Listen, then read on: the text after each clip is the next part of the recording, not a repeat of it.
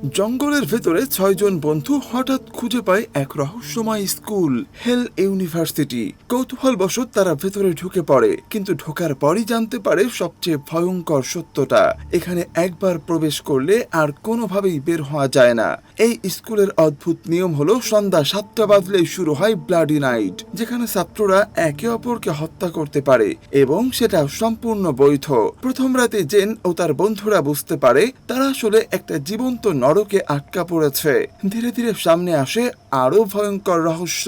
এই ইউনিভার্সিটি আগে ছিল একটি সাধারণ স্কুল, কিন্তু এক বিজ্ঞানী অমরত্বের ঔষধ বানানোর জন্য ছাত্রদের উপর ভয়ঙ্কর পরীক্ষা চালাতে শুরু করেন। গুজব আছে সেই অমরত্বের ফর্মুলা এখনো এই স্কুলেই লুকানো আছে, আর কেউ একজন সেটার রক্ষক। কিন্তু প্রশ্ন হলো, সেই মানুষটা কে?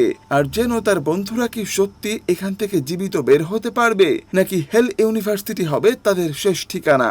বিস্তারিত দেখতে অবশ্যই চ্যানেলটি লাইক, কমেন্টস এবং সাবস্ক্রাইব করুন।